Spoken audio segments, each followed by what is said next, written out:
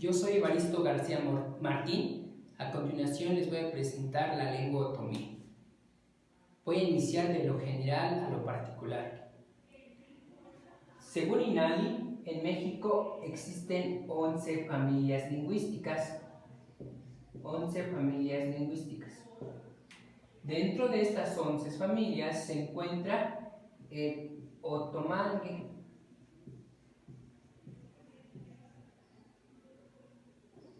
Y dentro del otomangue se encuentra una subclasificación llamado otopame. A la vez de los otopame también existe otra subclasificación que es el otomiano y el pamiano. En el otomiano tenemos 4 lenguas, que es el otomí, el mazahua, el matlatzinca y el tlahuica. Esta clasificación lo realiza Doris Bartolomeo. Estas son las lenguas más cercanas en este grupo del otomiano. Pero las más cercanas aún es el otomí y el mazahua. Son considerados lenguas hermanas porque sus palabras tienen cierta similitud. Espero y así se escriba. Nchutzi es para decir niña, jovencita, y nchutzi es de igual manera en mazahua. Aquí vemos 2 palabras, otomí, mazahua, que tienen una similitud muy parecidas. Por eso se consideran lenguas hermanas el otomí y el mazahua. Ahora, la lengua otomí. Otomí es una palabra de origen náhuatl utilizada por los náhuatl para nombrar a esta cultura. Según Fray Bernardino de Sahagún, otomí viene de Ixtamizcoatl. Ixtamizcoatl, que según vienen de una leyenda ha salido de las 7 cuevas y es una cultura que se dedicaban a cazar pájaros, buenos cazadores que traían lanza y cazaban pájaros. Sin embargo, para Yaxustel otomí puede venirse de la misma lengua y puede significarse como ozo, mi, ozo más mi. Ozo significa no puede nada, no existe nada, y mi, sentarse. Entonces lo interpreto de la siguiente manera: aquel pueblo que no se ha podido instalarse en un lugar. También se puede interpretar como ozo más mi. Ozo, como habíamos dicho, no existe, no posee, no tiene, y mi como rostro. Entonces, los de sin rostro se puede interpretar también. Ahora, el otomí, como dijimos, es una denominación náhuatl. Los otomíes tienen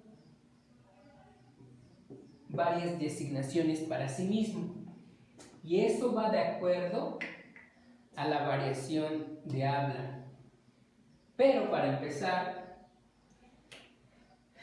el otomí es una lengua que está dispersa en 8 estados de la República Mexicana, como lo es Tlaxcala, Puebla, Veracruz, Hidalgo, Estado de México, Guanajuato, Michoacán. Entonces, de estado a estado varía algunos términos. Ejemplo, para decir yo, en el estado de Hidalgo, en la región del Valle del Mezquital, se dice nuga. Sin embargo, en la región del Estado de México, norte, se dice nugo. Ambos términos se interpretan como el pronombre yo. Dijimos que la palabra otomí viene del náhuatl. Ahora, pero tiene una asignación propia para decir o para nombrar otomí, y eso va de acuerdo a cada región. Ejemplo, en Veracruz ellos se autodenominan como ñujú. En Querétaro se autodenominan como ñoño. En el Estado de México se autodenominan como ñazo. Y en la región del estado de Hidalgo, exactamente en la región del Valle del Mezquital, se autodenominan como ñaño. Y pues, por eso a continuación me voy a referir o aterrizar el ñaño que se habla del Valle del Mezquital. Es una región llamada Valle del Mezquital porque es una región semiárida que abundan muchos mezquites. Ahora, en esta región pues abarca aproximadamente 17 municipios. Y la palabra ñaño también tiene significado. Y es una palabra compuesta. Que ña significa como voz, palabra. Y ñu puede ser nariz, camino, tres. Entonces se le puede interpretar como palabra, tres, lengua de tres voces que hablan el camino, etc. Tiene varias interpretaciones la palabra ñaño. Ahora, ¿qué pasa con el ñaño? Pues, aunque es considerada una de las variantes más habladas del otomí, está en riesgo de peligro. ¿Por qué? Porque haciendo una observación directa y por ser miembro de la comunidad, he visto que solamente lo hablan jóvenes, adultos y ancianos. Y niños ya no lo hablan. Entonces vemos que si los niños, que es el futuro de la lengua, ya no lo hablan, por consiguiente esto tiende a desaparecer. Son ellos los que el día de mañana van a transmitir su lengua, su cultura a las futuras generaciones. Pero si no se les habla, pues la lengua pues tiende a desaparecer. Entonces pues es necesario hacer trabajos lingüísticos, pedagógicos, unirse entre disciplinas para fortalecer, revitalizar y documentar la lengua otomí o ñaño. Y entonces yo partiría desde la familia, la escuela y la sociedad, porque considero que la familia es el núcleo de la sociedad. Concientizar a la población adulta para que sus niños o sus niñas les hablen ñaño, que tenga como lengua materna, o no necesariamente como lengua materna, pero que utilicen, sean bilingües netamente, vaya. Pero así iniciar con la lengua ñaño, porque el español lo pueden aprender donde sea. es ahí donde son sus primeros inicios para aprender el ñañú. Que el niño se le hable en ñañú, responda en ñañú, se accione en ñañú, piense en ñañú, actúe en ñañú. Por eso hay que concientizar a la población hablante, que les hablen sus niños en ñañú, para que ellos cuando crezcan también les hablarán sus niños en ñañú. Ahora, ¿qué está pasando en las escuelas? Me aterrizaré un poquito al municipio de Ixmiquilpan.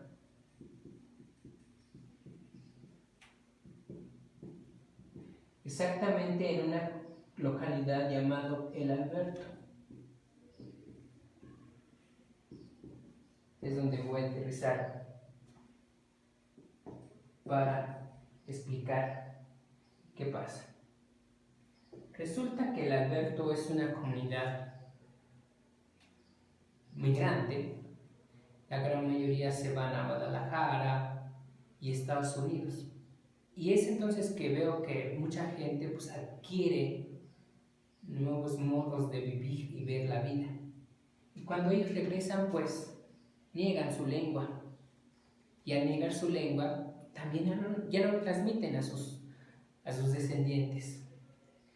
Por consiguiente, pues esta lengua tiende a minorizarse día con día. Si bien en esta escuela, en El Alberto, hay una escuela bilingüe que se dedica pues, a enseñar el ñañú, sin embargo, los maestros no tienen materiales didácticos para enseñanza y aprendizaje del ñañú.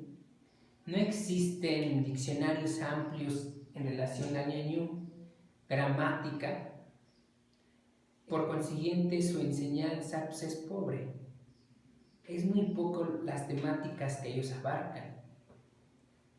Es ahí donde pues, se puede hacer un trabajo multidisciplinario para que se unan los pedagogos, lingüistas y otras disciplinas y se empiece a trabajar para elaborar materiales didácticos de enseñanza y aprendizaje, documentación de la lengua y así existan materiales para la enseñanza y documentación de la misma, para que aquella persona que hable o que enseñe o que desea aprender, pues se le haga más fácil.